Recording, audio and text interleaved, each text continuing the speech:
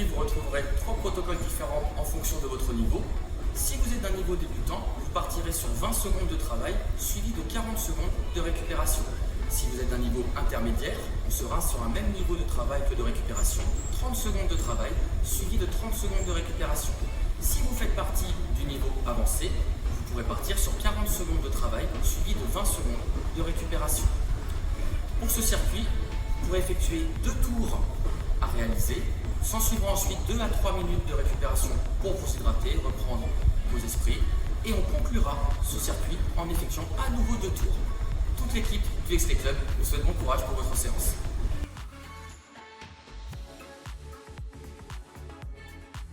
Ok Chris, tu peux nous montrer les jumping jacks s'il te plaît? Oui. Ok, ralentis un peu le mouvement. Parfait. Donc quand on écarte les pieds, on met les mains vers le haut.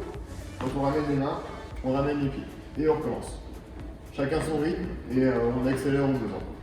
Ok Christophe, maintenant on va passer au gainage ventral dynamique. Tu vas pouvoir te placer en position de gainage, les coudes sous l'axe des épaules. On va se mettre en appui sur la pointe de pied. Dans cette position, on va inspirer préalablement. En soufflant, on va chercher à élever une jambe. On maintient l'élévation pendant toute la phase d'expiration. Super. On évitera de trop lever la jambe pour instaurer du stress vertébral. On relâche au sol en inspirant.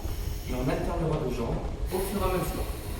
Si cet exercice est difficile, vous pouvez très bien le réaliser en appui sur le genou. Le travail restera strictement le même. On inspire préalablement, en soufflant, on élève une jambe. On maintient pendant l'expiration et on relâche au sol en inspirant.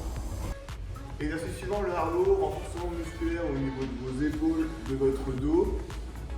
Là, vous allez pouvoir le faire bras à vide, donc sans charge supplémentaire. Si besoin, vous pouvez prendre vos bouteilles d'eau ou boîtes de conserve. On va avoir besoin d'un tapis ou d'une serviette parce qu'on va être complètement allongé au sol, s'il te plaît. Parfait. Les bras sont tendus au-dessus de la tête, les mains sont décollées du sol. À partir de ce moment-là, les mains ne retouchent pas le sol, elle a le front posé pour avoir du coup un relâchement au niveau des cervicales. Elle va venir fléchir les coudes jusqu'au niveau des côtes et elle tend à nouveau les mains. Parfait. Donc je vais juste te donner les bouteilles d'eau, s'il te plaît. Avec les bouteilles d'eau, même chose, vas-y, fléchis les coudes. Parfait. Ok. Exercice, donc celui-ci va travailler tout ce qui est cardio, coordination, renforcement musculaire au niveau abdominal, au niveau des pectoraux, du dos, donc assez complet. On va l'appeler du coup mountain climber. Si tu peux nous montrer s'il te plaît Christelle. Pareil, les mains en position de pompe, légèrement plus large que les épaules. On se met sur les pointes de pied et l'objectif, vas-y montre-nous, va être de monter un genou après l'autre.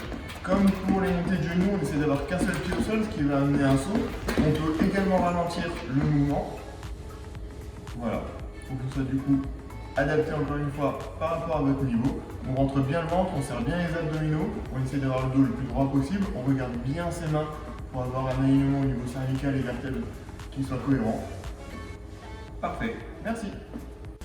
Ok Christelle, on va poursuivre avec un exercice abdominal. On va partir sur ce qu'on appelle le Russian twist. On a les pieds au sol, une petite inclinaison de buste à fournir très modérée.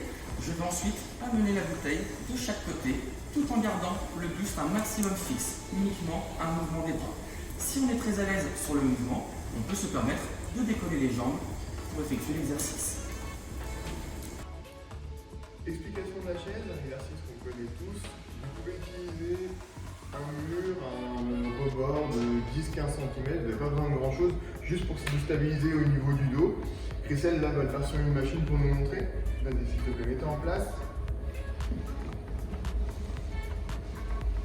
Ok, donc on a le dos qui est bien collé, on va essayer d'avoir les fessiers à hauteur de genou, les chevilles pareil, hauteur de genou, on a un bel angle droit, les pieds bien à plat, les mains sur les cuisses dans un premier temps, on essaie de ne pas pousser sur les cuisses avec la fatigue. Si besoin, on enlève les mains des cuisses. Ok, là on a une belle chaise, on a un travail au niveau quadriceps, donc l'avant de la cuisse, et au niveau des fessiers.